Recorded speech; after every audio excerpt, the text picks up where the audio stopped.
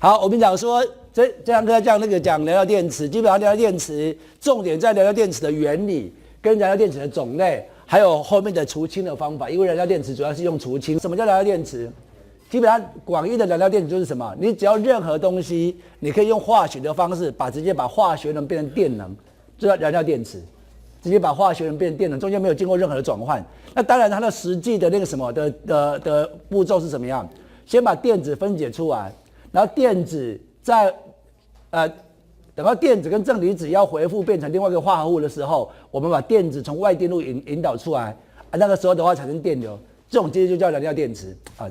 那个没有麦克风，还是讲话还是比较累，所以基本上这边上次讲过，我们大部分用的燃料电池有什么呀？用氢跟氧这样子哈，所以说基本上它直接把化学能变成电能，所以说它的有效率比卡洛循环还高啊。等一下我们大家可以比较一下，事实上它的有效率都可以达到60%、70%以上的。然后呢，但是燃料电池也有燃料电池的那个限制是什么？就变成说基本上。我们可以算出来哈，这个等一下会很简单的算法可以算出来说，基本上一个燃料电池最佳的功率大概在0.7伏特左右，所以基本上它的每个的那个电压没那么高。不过我们讲说我们可以利用一些那个串联的方法，可以让它电压提高，那是没什么关系的。然后一般来讲，燃料电池基本上如果说你用的燃料的话是再生能源的话。当然，你现在讲说用氢跟氧嘛，对不对？好，那氢的话，基本上我们讲说氢是取之不尽的嘛，你只要有水就可以电解氢嘛，所以你只要用氢的话，基本上它是一个什么？一个再生型的燃料的话，那么我们讲说它是一个什么？可以永续性的发展哈。我还是要冷静下来，不要就因为这样子太就影响到我的那个好。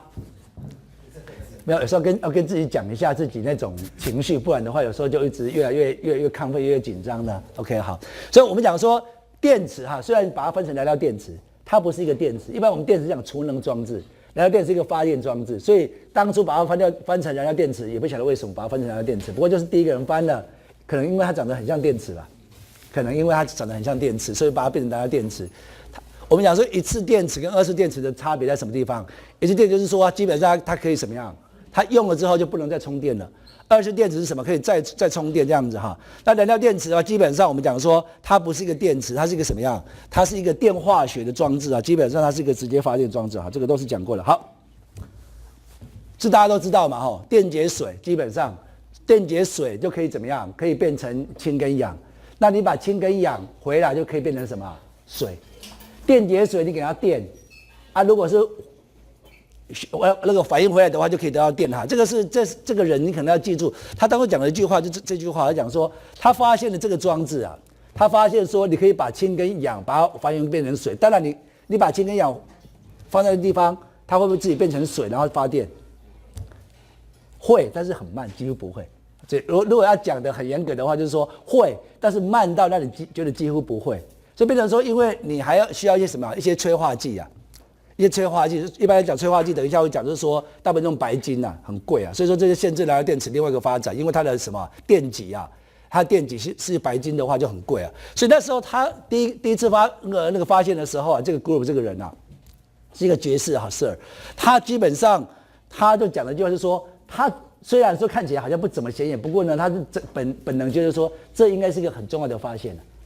但是在1860几年的时候就19世纪就发现了，一直到很久的一段时间都没有。你看他讲说1839年的时候，那个基本上大概就被发现那个时候啊，但是呢，基本上大部分都没有一些什么样一些太多的动作哈，因为怎么样，最主要是说它的什么 corrosion 的问题啊，因为你的电极会有腐蚀的问题。就好像说我们的电池，如果说久了之后什么谁先上面会搞什么东西，卡下面无微不微，你要去什么弄一下啊，那个是最主要是腐蚀的问题啊，所以说效率会越来越差。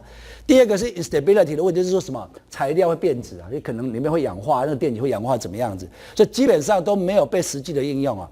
然后一直到什么样？那1989年的时候，也是稍微开始要做一些什么样一些 device， 但是基本上还是说只是限于小规模的，甚至是实验室的，应该是说有在用啊，但是还是没有太大。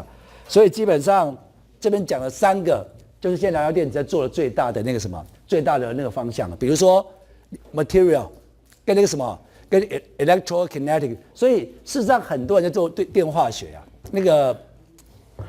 什么电化学？就是说基本上就是一些化学式的一些反应啊，基本上你可以怎么样把它模拟出来啊？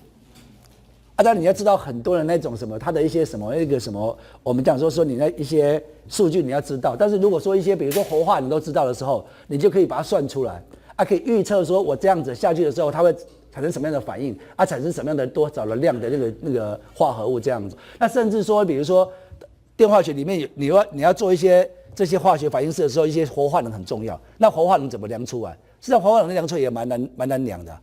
所以说也有很多用化学的方式，希望可以算出它的活化能。这是第一个问题，就是说现在就是因为 material， 那时候如果说现在你会发现说做燃料电池两大的一个就是做 material， 做中间那个电解质，还有做那个电极还有电极的一些化学反应式。当然后续还有做一些封装一些热处理包括水的处理、水的管理那些事情都有那当然另外两个原因就是因为我们的什么？我们的 ICE 发展的内燃机发展的然后基本上石油又很便宜，所以说这两个就完全把它打趴了嘛，对不对？所以现在这两个还是适用当这两个把全部打趴的时候，其他就没有市场了。它有市场，一定要等到怎么样？等到内燃机或是石油很贵或是不怎么样的时候，才有可能把这个打趴。这个就是你看早期的时候就做燃料电池，就是看一下那看就1932年开始慢慢有一些实验室做出一些可以最主要是在农业上面那时候大部分都是什么样？大部分都是用什么？用碱性燃料电池这个等一下会讲碱性燃料电池的一些的这个内容这样子。然后这个是说一些里程碑啦，1959年他们开始做一些什么样？可以做一些welding machine 的焊接机的一个燃料电池。然后也是1950年的时候 ，NASA 开始做一些什么样？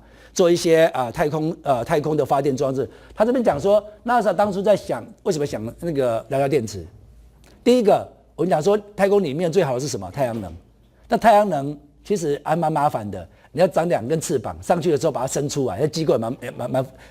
一旦上去之后的话，很多机构如果说坏掉的话，就永远坏掉了，对不对？所以说你上去之后，你本来说着你上去的时候要把那个太阳能光电板打开。打开之后才能吸收太阳能嘛，对不对？然后又转了一圈的时候，在那个什么背面的时候又吸不到，所以事实上太阳能还是蛮那个什么，还是蛮讨厌的，就是。然后他就讲说，基本上你用什么那个什么核能太过 risky 事实上有我如果我没记错的话，不是有些我们已经什么航海家几号已经远离太阳系了吗？那边的里面的好像都是一些那个核子燃料的那个。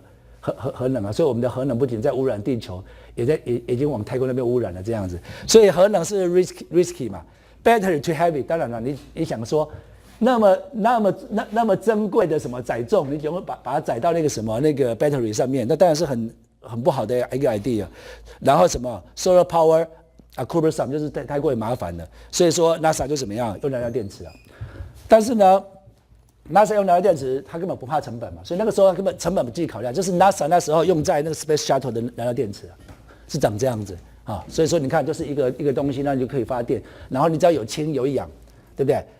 氢跟氧怎么来？氢我想说，它里面还有水对不对？还可以产生水呢，水的话还可以供应给，当然我在猜应该不太可能拿来喝，我不知道了但是我就想说，大概不至于去喝这个水，不过它还有产生水就基本上就是这样子不过他们讲说，那时候还是太贵了啦，贵到一直到现在为止，他才认为说150年他是从大概1980年到1990年，他是说发展了150年左右，燃料电池才真的是有商业化这个时候才一些那个什么经济成本或是怎么样才开始有商业化，所以现在燃料电池已经不是什么高科技了，很多上市公司连那个什么。讲股票的那个什么的那些老师都知道什么叫燃料电池。那这个时候我们讲说实际燃料电池的话，你会发现说它都有3个部分第一个部分叫fuel processor， 就是什么那个什么做处理燃料，因为氢还是当然你是讲说我就已经有氢了嘛，但有些东西是希望说我直接用一些替代燃料或者什么燃料，所以基本上我们主要的那种，比如说发电厂然后前面会有个什么 fuel processor。做一些重整器或怎么样，比如说是从天然气里面或是什么样里面，然后希望把它提炼出我们要的那个可以供应燃料的。然后这个时候就是我的 power section， 就是我的发电的主要的那个设施啊。这边当然就是怎么样，基本上就有一些产物出去了。那一般不是一般，燃料电池产生的电是什么？是诱电。所以你要如果用到我们的电网里面的话，你要做什么样？你要做整流，所以就把它变成交流电才能过去。所以当然看你要什么了。如果是在那个什么在车子里面，可能就没有这些东西。但是在这个是比较典型，在一般的发电厂里面、发电装置里面，你大概就会有这三个部分这样子。